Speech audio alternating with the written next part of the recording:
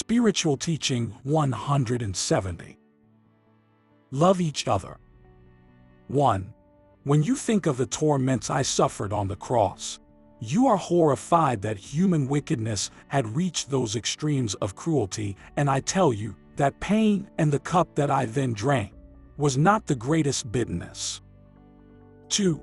The greatest pain for me was to see that, being among my children, they did not want to realize who I was, to be revealing the truth to them with words full of light, and to see that they rejected them and denied me, and to be spilling my love in their hearts, while they made fun of me and blasphemies against me flowed from their lips.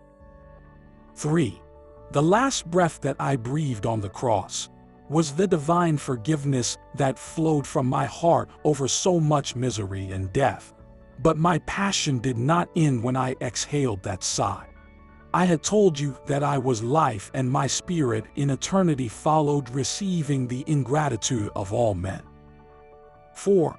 They argued about whether or not I was the promised Messiah, analyzed my works to see if they were the confirmation of what the prophecies had been announced, and while some came to the conviction that I was the promised one, others, the materialists, those who only worship matter, those who had interpreted the prophecies according to their human ambitions and conveniences, they kept denying me. 5. How blind were those who, having heard my words of life and having seen my mighty works, could not come to understand that only God was capable of carrying them out. 6. Today you can say that humanity has recognized Christ as the Messiah that the Father had promised humanity from the earliest times.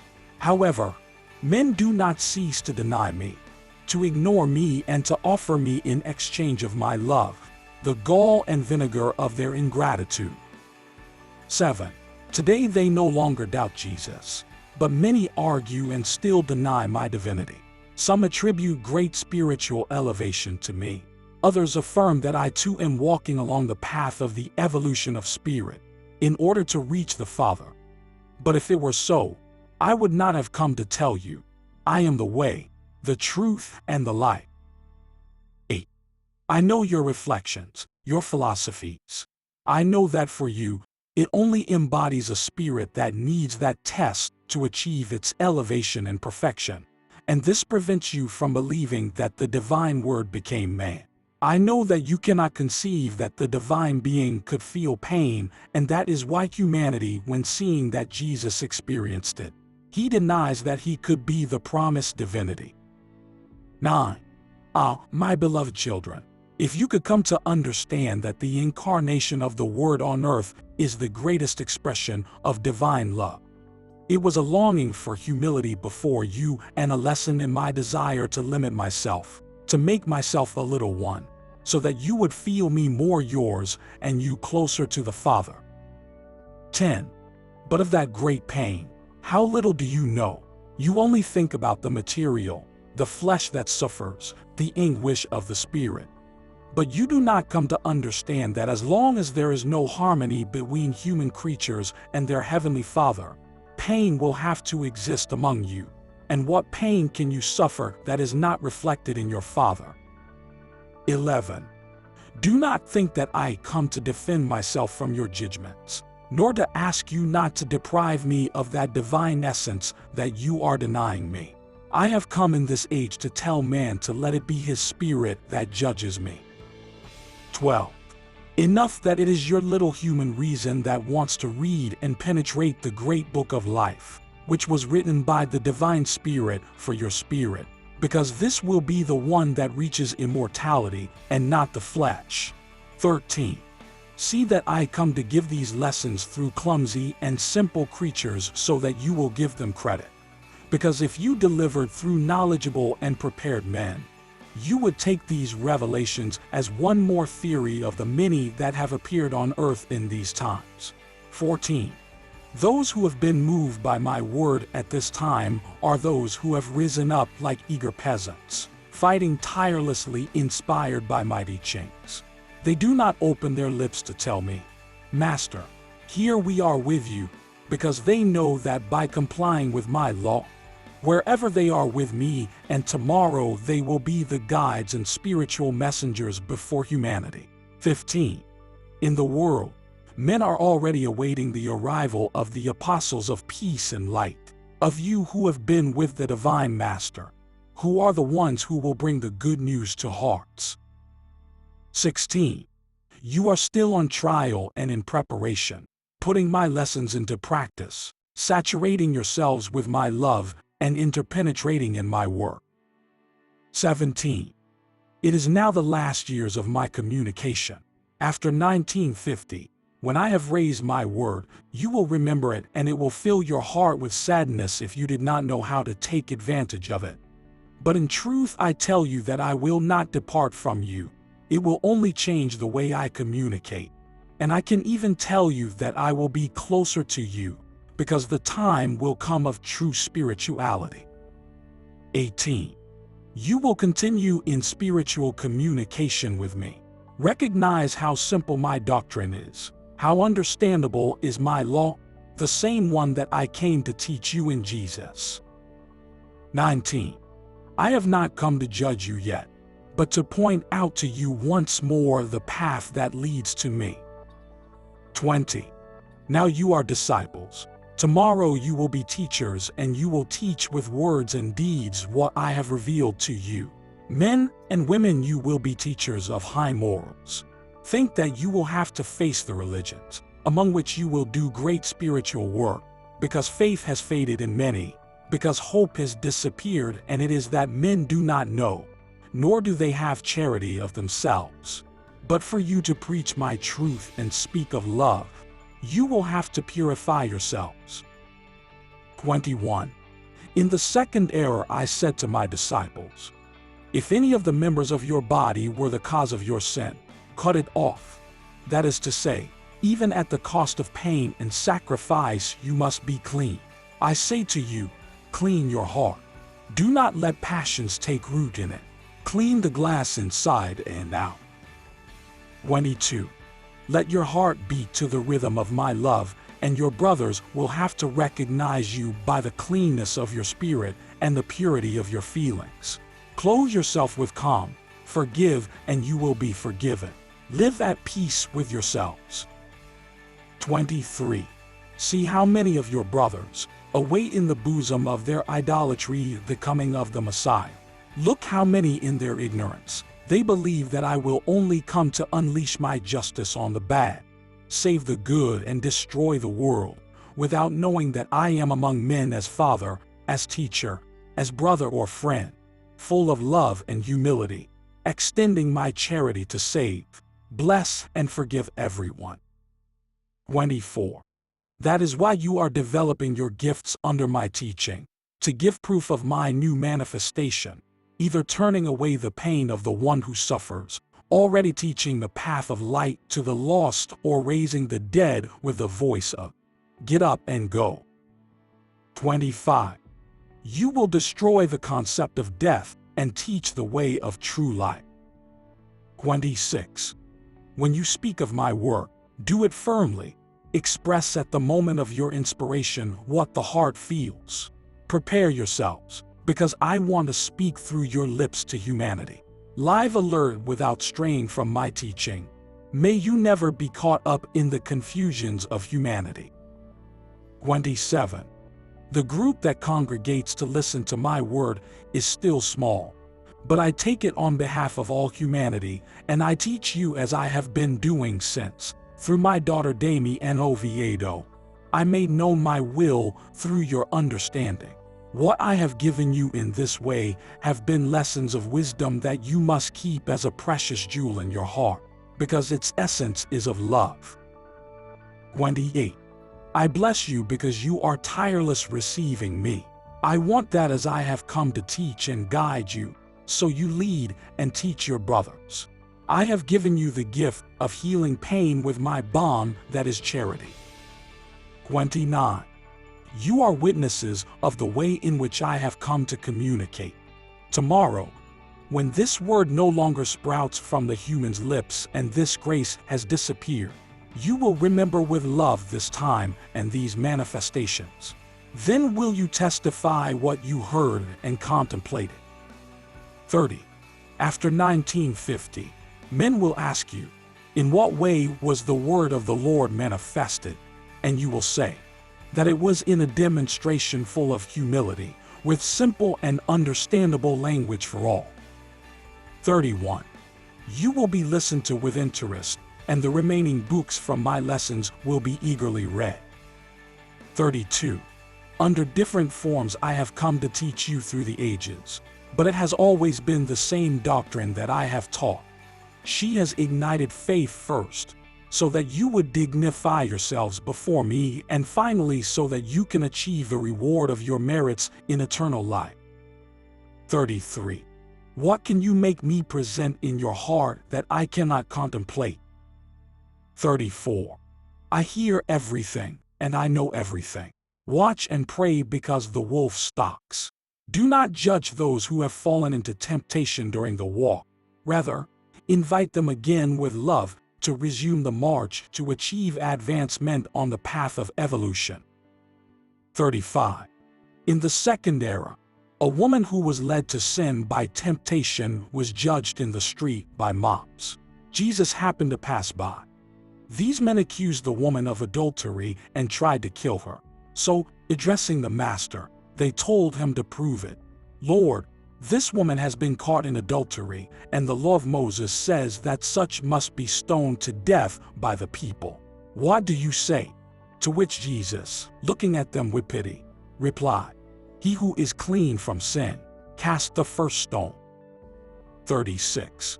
The light of that word illuminated the spirits, and, all feeling imperfect and unworthy of judging others, they left in shame, leaving the square clean. 37. Then Jesus asked the woman, who was lying on the ground, Woman, where are those who accuse you? They left. Get up, go, and do not sin again. 38. Truly I tell you that every cause, it is only for me to judge. 39.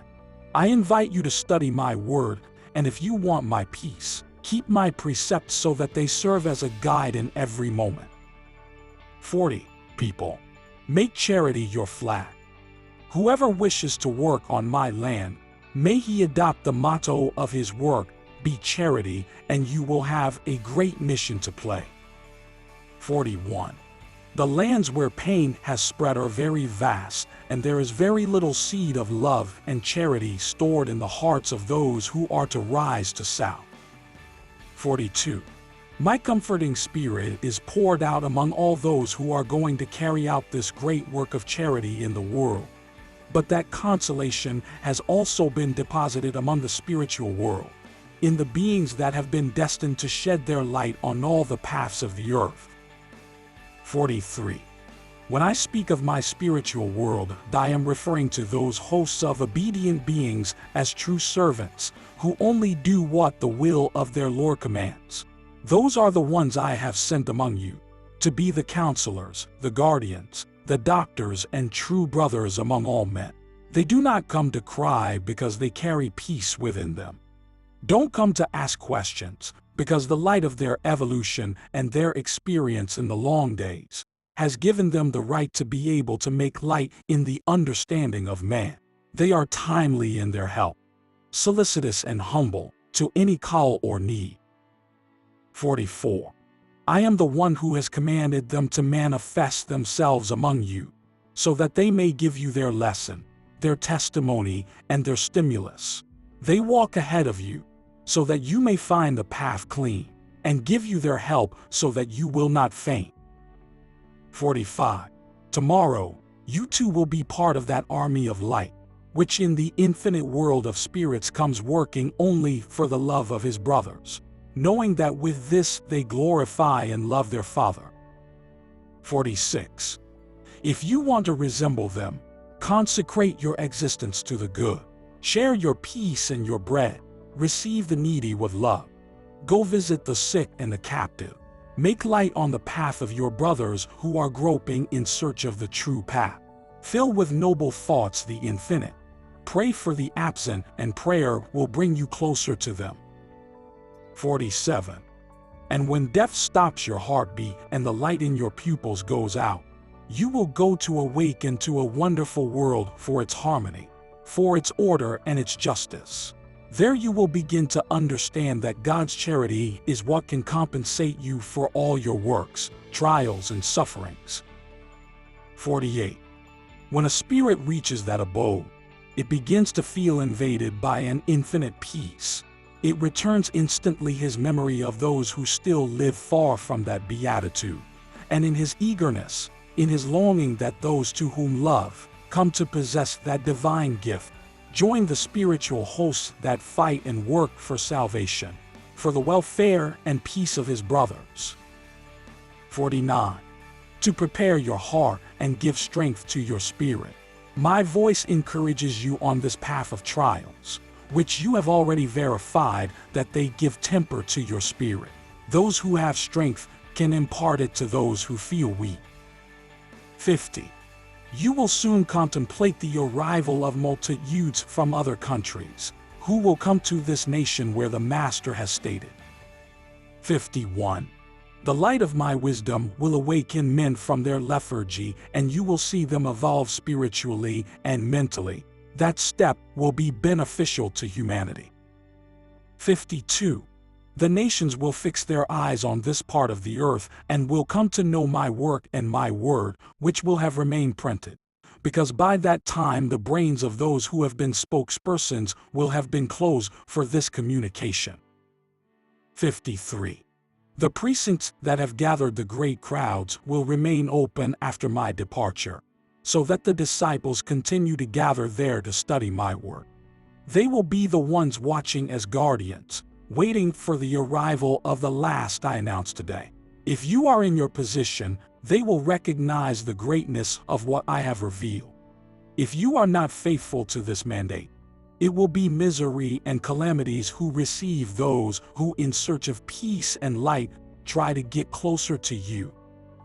54. I also want to teach you to fulfill your duties towards those who govern the world. If you want their determinations to be favorable and just for their peoples, you must help them with prayer.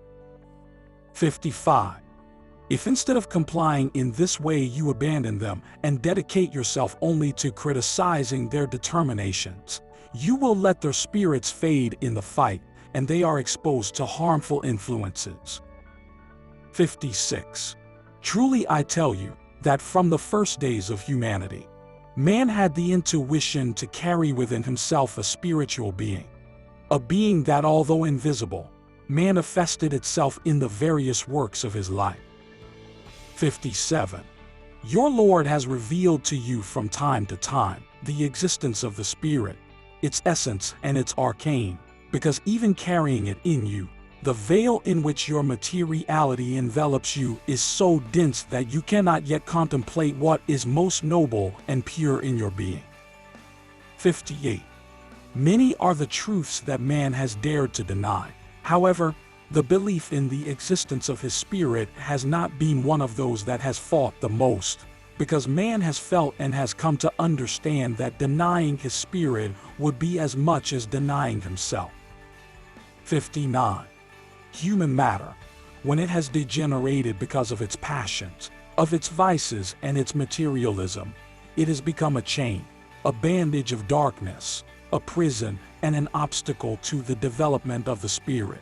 Despite this, he has never lacked in his hours of testing a flash of inner light to come to his aid.